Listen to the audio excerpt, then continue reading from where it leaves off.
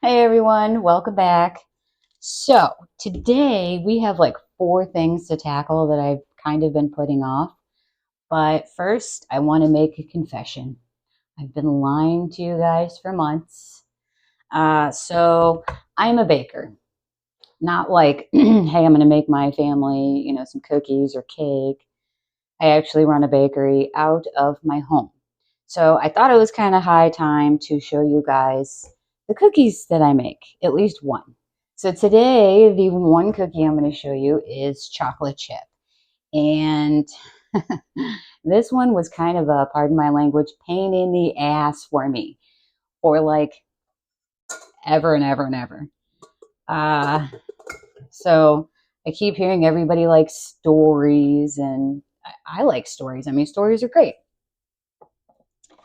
So my story on these chocolate chip cookies is before I started my bakery, uh, I was making chocolate chip cookies for the family. And they turned out about this big, thin as stained glass. You could see through them. I was absolutely mortified. I hated it. So my husband, being the smarty pants that he is, says, oh, that was loud, sorry. Hey, let's have a competition. Let's see who makes the best chocolate chip cookie. Would you believe he won? Ugh. Anywho, so yeah, he won the chocolate chip cookie competition. I could not let that happen, even though I was so proud of him. I loved him for it.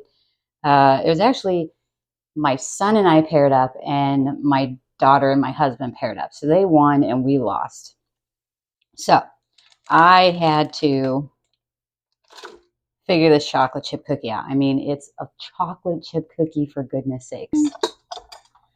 So I was 100% determined to find a cookie recipe that absolutely worked out in my favor, that was good for the style of chocolate chip cookie that I enjoyed. And that took me a year. Embarrassingly enough, it was an entire year of testing and reading and testing and, like, the science. Just not sciencey. Anywho, so onto the chocolate chip cookie. In my mixing bowl, we have 1 cup of butter. I will type out all the measurements in the description, not only with cups, but in grams, if you have a scale like I do. So anyway, 1 cup of butter. What do we have here? Da, da, da, da. 1 cup of brown sugar and a half a cup of sugar. And we're going to let this beat up really good, get it nice and fluffy. All right, well, that's about as fluffy as we're going to get. So we'll scrape down the sides and add our little eggs. And I do have a tiny cookie sheet here. I will show you why in just a bit. But my biggest tip, because I've always had this ridiculous issue of, well, it's not really ridiculous. That's kind of rude. Sorry. I've had an issue with getting eggshells into my batter or anything else I'm using. So I crack it on the counter, not on the side, and use a separate container. And then we're going to save these, like I said, and put them on our little tiny cookie sheet. Now, I know a lot of recipes, they say that you're supposed to use room temperature butter, room temperature eggs. I don't like that. So we use cold butter and cold eggs. If we had our bowl up. Okay, eggs are in and incorporated. So in this bowl, I have, well, let me start with, the recipe calls for cake flour. I have cake flour, but I wanted to show you guys that you can use, the whole thing can be all-purpose flour. So if you don't have cake flour, you can mix together cake flour and cornstarch, and that's just going to keep your cookie nice and soft. So we have flour, we have cornstarch, we have baking soda, and we have salt in here. Okay.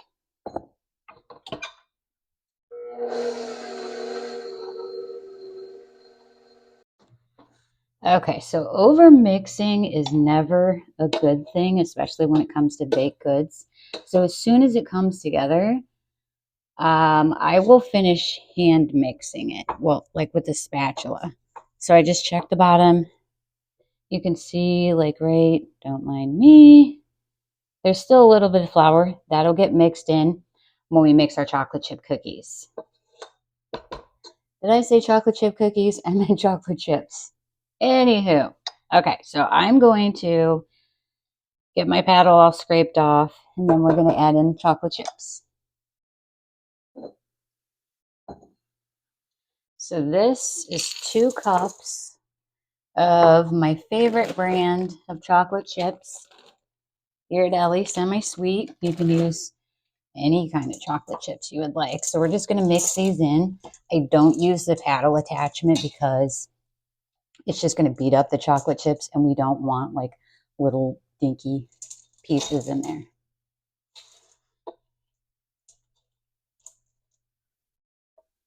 Did I mention this is like super thick? Like super, super thick. I'm going to grab a glove.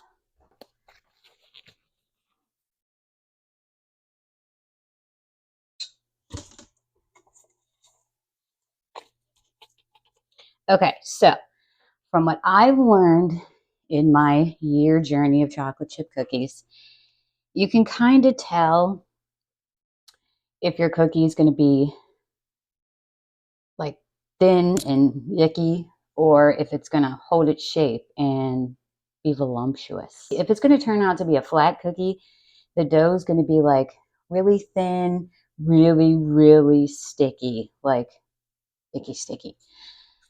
And this one seems to be about just right. I mean, there's a little bit on my glove, but I was like He-Man it in there. So I actually like to weigh my cookies out. If you don't want to weigh them out, don't weigh them out. And they bake more consistent if they're weighed out. So we're going to do 1 ounce cookies. You know what? No. We're going to do 2 ounce cookies. And if you feel like adding more chocolate chips to the top, add more chocolate chips. But I'm going to get these all busted out. That way you guys aren't like, ugh, wasting my time. And then we'll pop them in the oven. This is not how many cookies I normally add to a cookie sheet. I don't know why I did it, but I should have realized that adding too many cookies to one cookie sheet at a time, it's not going to give them the space that they need to bake properly. Thank goodness this was just for the channel and for my family to consume. You'll see here in just a minute the cookie sheet that had the most cookies on it. They took 2 minutes longer to bake, and I almost wasn't going to post this because this is not the quality of cookies that I sell to my customers. Now, if I would have paid attention to the humidity in the house or the amount of cookies that I put on the cookie sheet, I should have known better. It has been months since I've made a chocolate chip cookie, but I mean, I'm still posting it because they do still taste absolutely delicious. You guys want to see a really cool trick? Not perfectly round the way you want them. Grab yourself a cookie cutter, a metal one, definitely not plastic, or even a coffee cup, a glass cup, and we're going to make them round.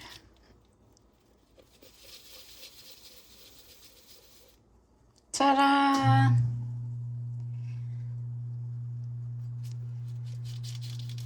You want to do this as soon as it comes out of the oven because they're going to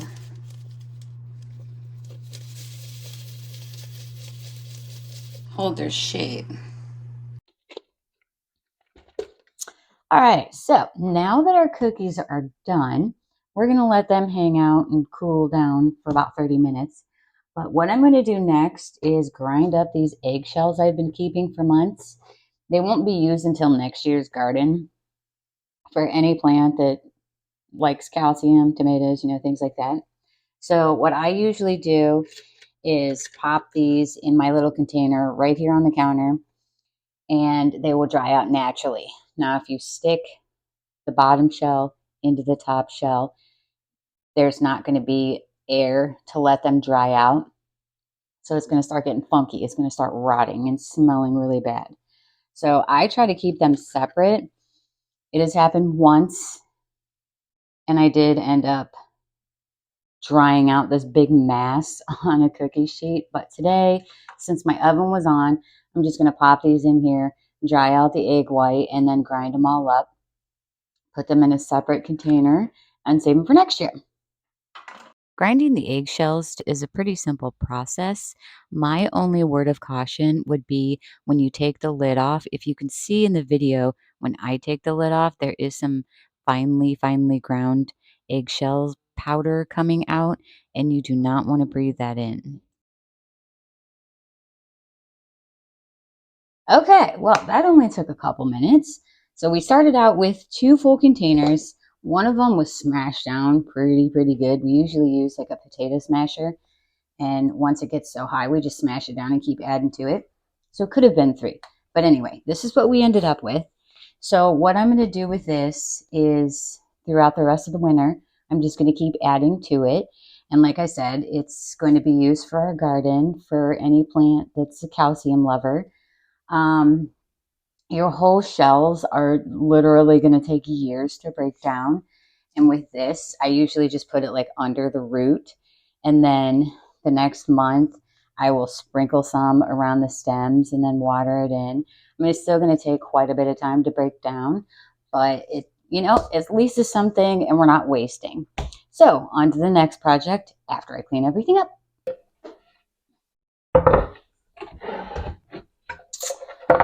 You guys ready for project number 3? We have all this garlic. And if you couldn't tell by the massive sun rays on my working area here, I had to leave for about an hour and a half. Mom to the rescue. But while I was gone, I found the sweetest deal ever. Check this out.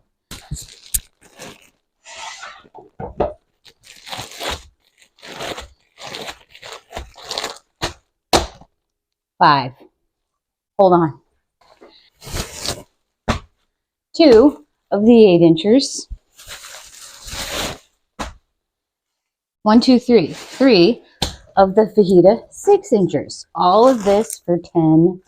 I was so excited. Now, I've not made a video, but I do make my own tortillas and delicious. I cannot even express how delicious they are. But when I saw this deal, I could not pass them up. I actually saved $19.10, which was freaking kick-ass.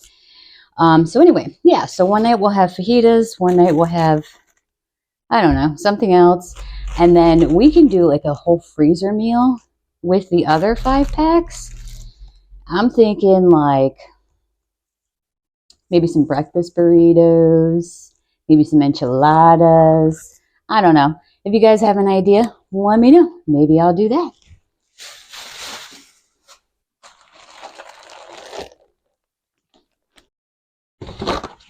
I should probably wash this cutting board now. Word to the wise, don't use a paper towel. Yeesh.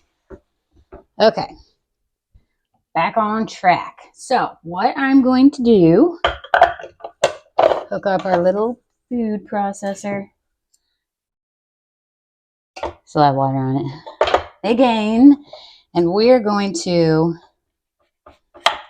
mince up all of this garlic to make garlic butter, and then we're going to pop it in the freezer. So we're going to make it into like logs so that when I make anything that needs butter and garlic, the garlic bread, we'll have it all ready for us.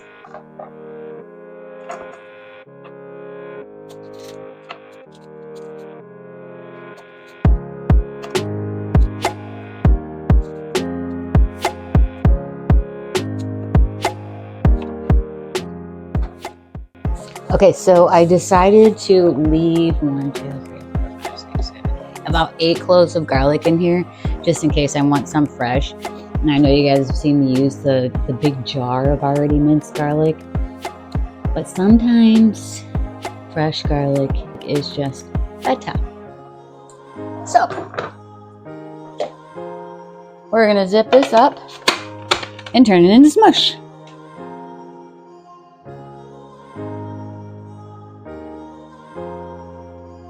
Maybe I should have chopped those a little smaller.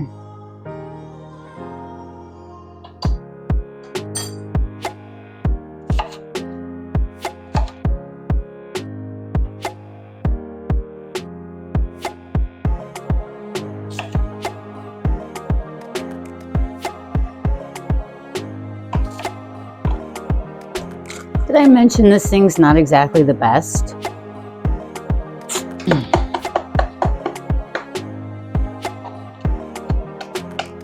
That's probably good enough though. All right, that part is done. So now, because my butter is hard as a rock, we're gonna zap this really quick in the microwave.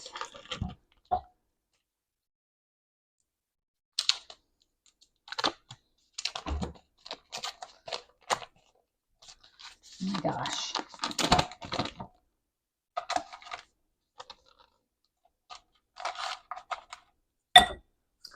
Butter wrapper for safety. And our butter is soft. I did about 20 seconds for one side, flipped it around, and did about another 10 seconds. Your microwave could be different. If it melts all the way, it's no big deal. Just pop in the fridge. It'll, what's the phrase I want to use? It'll harden back up. Let's go with that. Okay, so we have a cup and a half of our garlic we're going to mix in. Now I'm just going to do straight garlic. I'm not going to add any seasonings for garlic bread. If I end up using it for the garlic bread, then I'll add my seasonings. But if I'm making something that needs garlic and butter, I don't want like Italian seasoning in it if the dish doesn't call for Italian seasoning. Now you could always use more butter, excuse me. You can use less butter. It's really up to you. Wow, I could have actually done 3 sticks here. I think I'm going to do that.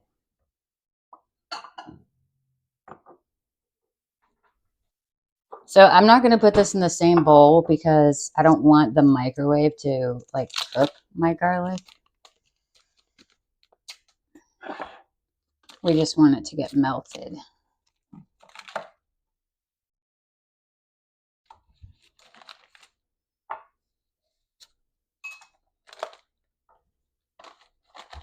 I'll be back.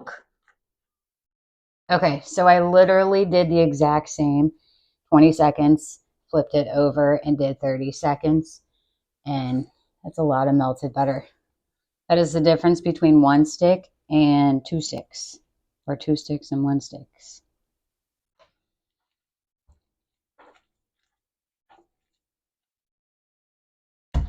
Okay, so our butter is all mixed in with our garlic. Now we wrap. Probably going to put this into 2 logs.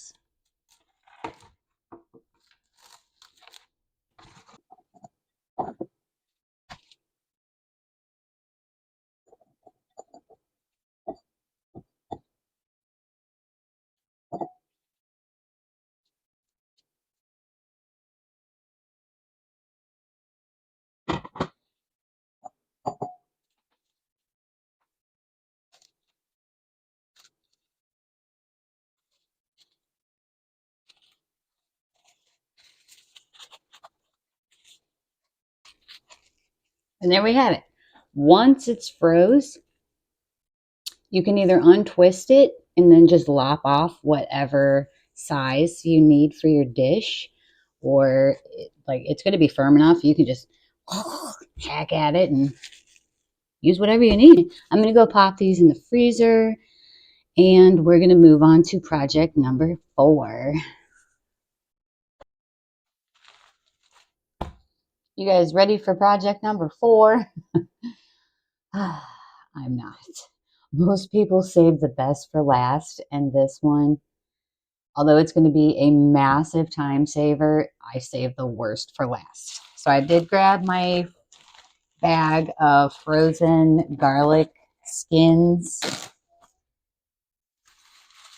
because we're going to save these for stock and stuff. And this is project number 4.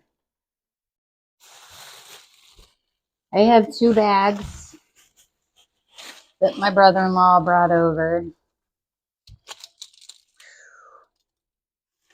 I do have my shades again. If you guys watched my little French onion soup short with my daughter, I did hear, tell me if you guys know this is true or not. I did hear that if your knife is super, super sharp, like it'll cut through the onion better and it won't make your eyes water as much, I suppose. I don't know. I guess that's the best way to ask.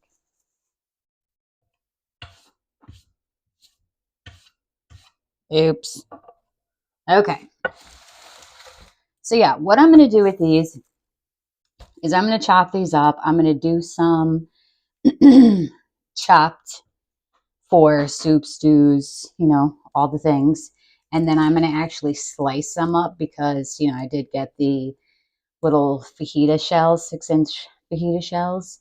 And I'll have a bunch in there for like fajitas. I don't have the green peppers, but at least I'll have the onions, right? And then these, the skins, the ends, I'm going to save these as well for stock. I do have 1 whole chicken in my freezer, and my roaster will actually hold 2 chickens. So I'm going to pick up another chicken because I've been out of stock for like ever. And we're going to make stock one day, or bone broth. You don't want to eat this part.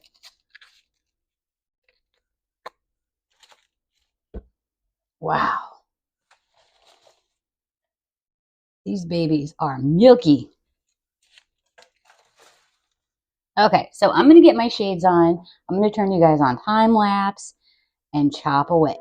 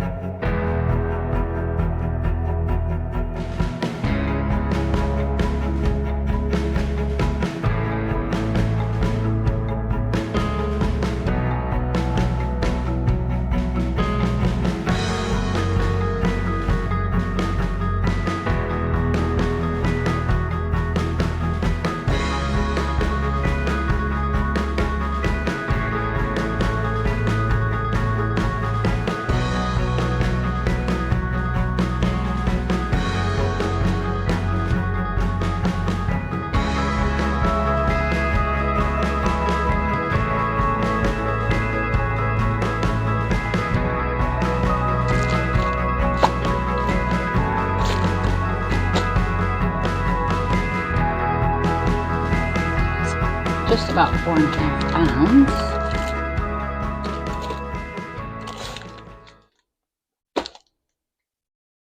Almost 2.5.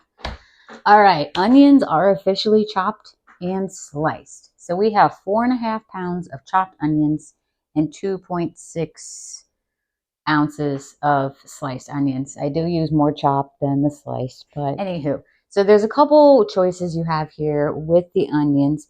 You can either spread them out on a cookie sheet, pre-freeze them, then add them to your bag, or just add them to your bag. I'm going to double bag them because they're ridiculously strong. So because there is liquid in the onions, they are going to freeze together. So just bang it on your counter. They should break apart pretty good. But I'm going to pop these in the freezer, call it quits for the night, get me some potato soup that I made yesterday, and eat me a cookie. But let me show you these cookies first. Okay, if you can tell by my clock, it is 6:30. These were done at 3. And like I said, mom to the rescue. I had to go help my daughter for a second. But look at these things.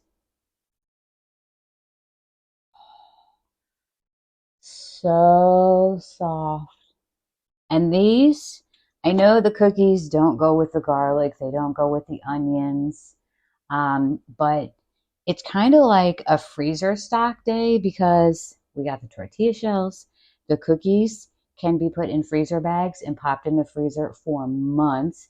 The garlic got minced and mixed with butter, popped into the freezer. Onions chopped, sliced, popped into the freezer.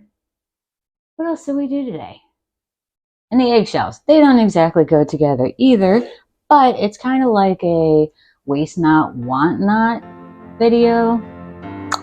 Yeah, okay, so we're going to call it a night, but until I see you next time, be kind, eat well, and I'll see you in the next one. Did you notice I already ate one?